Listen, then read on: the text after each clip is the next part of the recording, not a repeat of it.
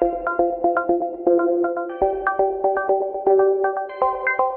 mesdames, messieurs, je vous remercie de votre présence à cette conférence de presse qui est consacrée à la question absolument essentielle du pouvoir d'achat.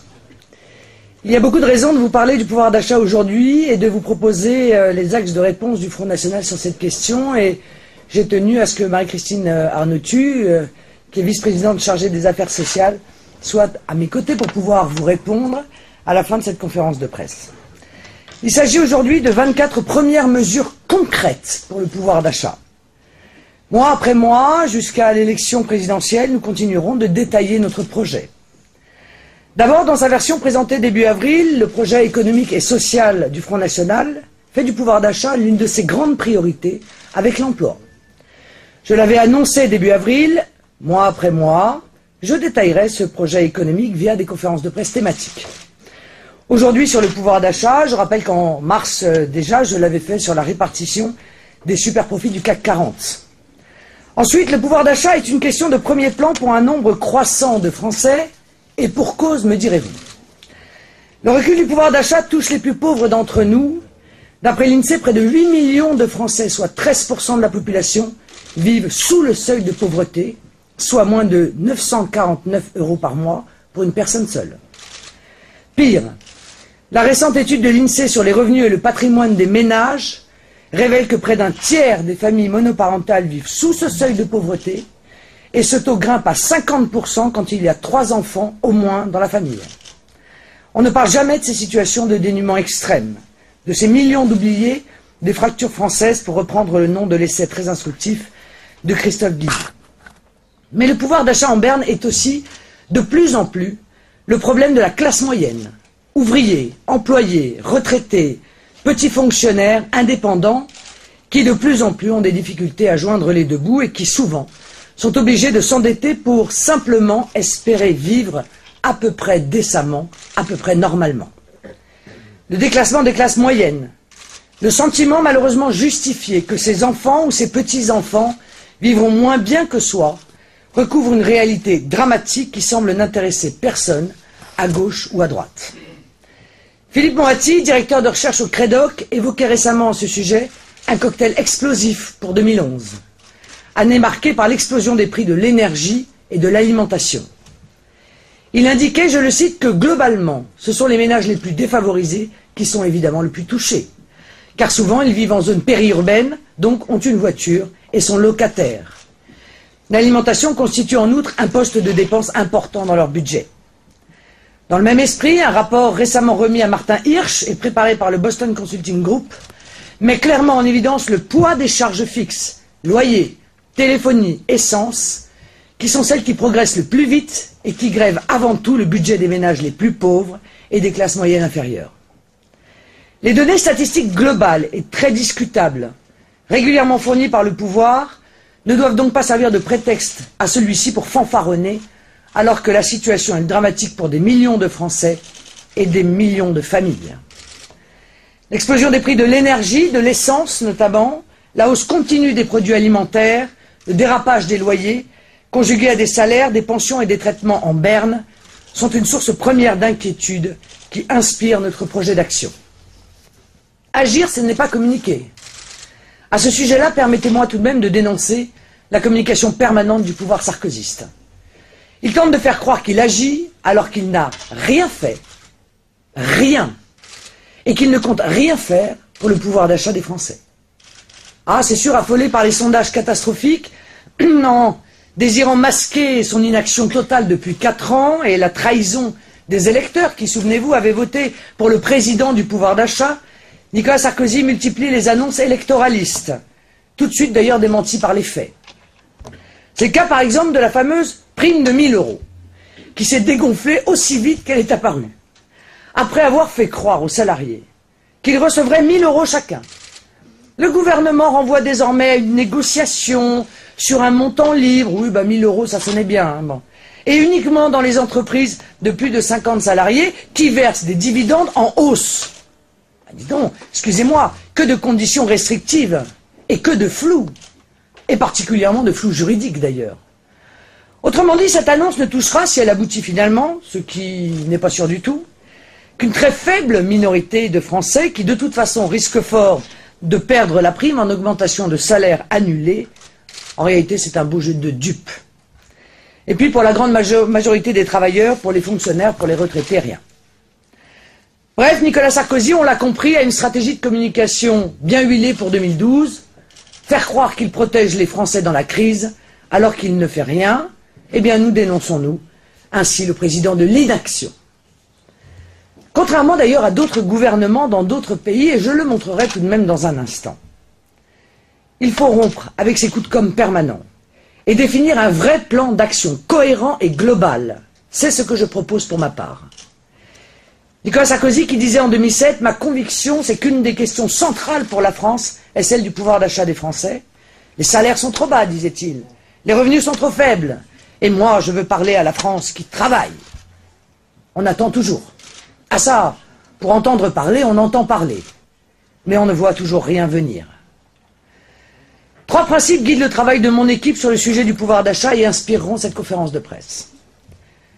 Premièrement, la question du pouvoir d'achat ne sera pas réglée sans rupture de politique économique. Les catalogues de mesurettes déjà périmés du PS et de l'UMP sont des mensonges. Sans aborder les vraies questions de fond, on ne fait que de la com'. 30 ans d'échecs d'ailleurs le démontrent. Voilà pourquoi nous travaillons au fond des choses, quitte à nous heurter à la bien-pensance. Vous savez, aux experts habitués des plateaux de télévision, c'est toujours les mêmes d'ailleurs, qui n'ont jamais rien vu venir et qui défendent toujours le système tel qu'il est. Avec eux, tout va toujours pour le mieux dans le meilleur des mondes possibles. Deuxième principe, la baisse du pouvoir d'achat n'est pas une fatalité. Il est parfaitement possible d'agir, à condition d'être cohérent, courageux et d'établir des priorités. Et vous verrez que nous avons, en ce qui nous concerne, un plan d'action concret. Troisièmement, un point important, s'il faut engager certaines dépenses publiques pour redresser le pouvoir d'achat des catégories de Français particulièrement pénalisées, nous l'assumons. Mais nous sommes responsables. Et nous voulons le faire à un niveau global de dépenses constant. Ainsi, nous gageons toute hausse des dépenses utiles par une baisse des dépenses inutiles. Il y a donc des mesures à prendre tout de suite pour améliorer le pouvoir d'achat des Français et leur redonner espoir. Mais il ne faut pas mentir aux gens. Structurellement, la situation ne s'améliorera sur le front du pouvoir d'achat et de l'emploi d'ailleurs qu'à l'unique condition de rompre avec la politique économique ultralibérale conduite par l'UMP et le PS depuis 30 ans. Leur politique précipite la France dans la mondialisation débridée et isole notre pays dans une politique économique absurde, celle de l'Union européenne et de la zone euro. Cette politique d'isolement menée par l'Europe est soutenue par tous les gouvernements, sans exception, à couper la France de la croissance mondiale. Corset monétaire, celui de l'euro, qui nous empêche de réagir dans la crise et pousse les pays de la zone euro les uns après les autres vers la ruine, la dette et le saccage social. Démantèlement des frontières comme nulle part ailleurs dans le monde, alors que les autres pays se protègent de la concurrence déloyale. Et affaiblissement de l'État, qui laisse la désindustrialisation faire des ravages sur l'emploi et les salaires. Bref, à terme, et sûrement assez vite, un scénario de saccage social à la grecque, à la portugaise ou à l'irlandaise.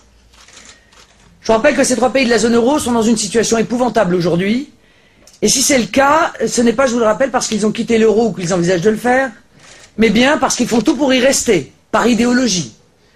D'ailleurs, on sent ces derniers jours que les choses commencent à craquer entre réunions secrètes dans l'urgence à Bruxelles et déclarations off de ministres qui doutent de la viabilité de l'euro. Notre projet économique vise donc à remettre la France dans le jeu mondial en rompant avec cette politique économique absurde et suicidaire, et je vous renvoie aux documents mis en ligne sur notre site concernant notre projet et les grandes lignes de ce projet économique. Notre projet prévoit aussi de nous réarmer face à la mondialisation. Nous inspirons sur ce point des travaux des économistes Jacques Sapir sur la démondialisation et la sortie de l'euro, Jacques Nikonov, Alain Cotta, Florin Aftalion ou Jean-Jacques Rosa, entre autres parce que, faut tout de même l'admettre, ils sont de plus en plus nombreux, nous nous en réjouissons bien sûr.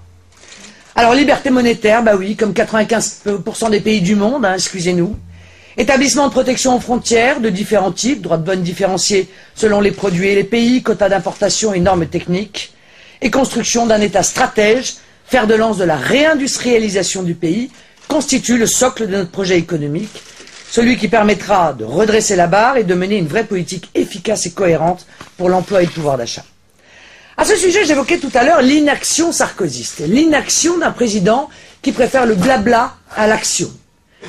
Eh bien, j'en veux pour preuve quelques exemples étrangers, évoqués de façon plus détaillée sur notre site internet dans un document qui a été récemment mis en ligne. Qu'il s'agisse de pays plus petits ou plus grands que la France, plus riches ou moins riches, beaucoup se réarment face à la mondialisation. La France de Nicolas Sarkozy laisse au contraire les Français des classes populaires et moyennes, les fonctionnaires et les retraités, voir leur situation se dégrader. Regardez les États-Unis. Ils ont intégré à leur plan de relance de 2009 l'obligation d'utiliser sur les chantiers de construction des métaux et des aciers américains. En septembre 2009, ils ont aussi décidé une taxe de 35% sur les pneus chinois afin de soutenir leur propre industrie du pneumatique. Oh, on va me dire, mais oui, mais comprenez, les États-Unis, ils sont plus gros, ils sont plus riches, très bien. Alors d'autres pays, moins peuplés, pas aussi riches que la France, agissent aussi de la même manière.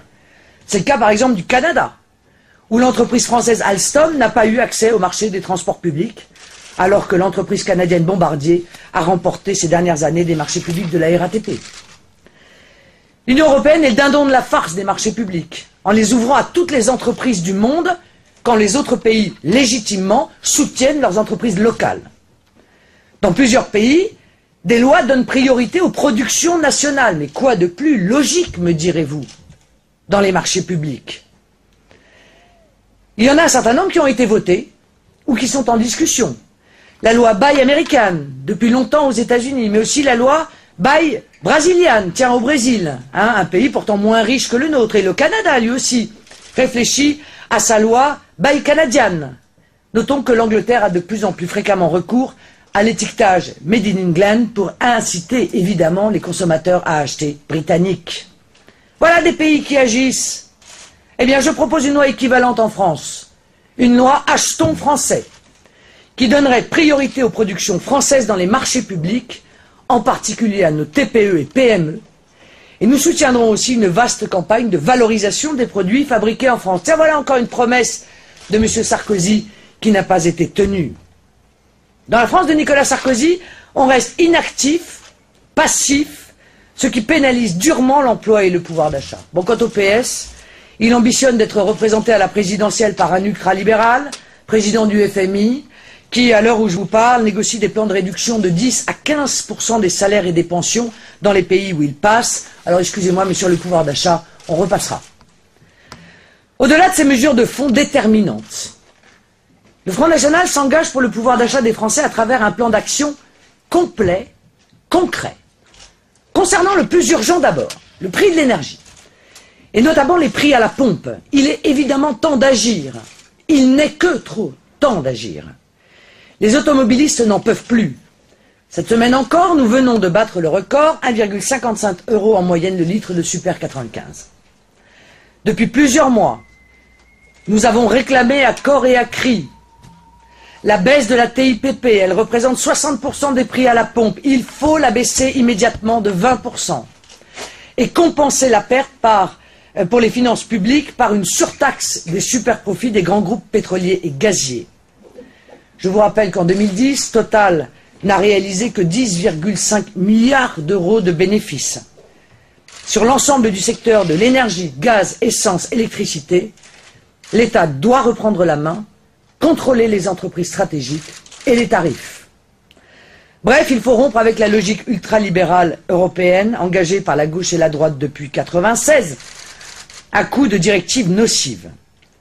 L'État doit évidemment aussi résolument lutter contre la spéculation sur les prix et cesser de donner le sentiment qu'on ne peut rien faire. Je me permets d'ajouter que les taxis sont particulièrement touchés par cette explosion des prix de l'essence. La détaxe de 5 000 litres supprimée il y a quelques années à cause d'un gouvernement qui s'est couché une fois de plus devant l'Union européenne devrait être rétablie. Je m'y engage. C'est une question de justice sociale pour les travailleurs.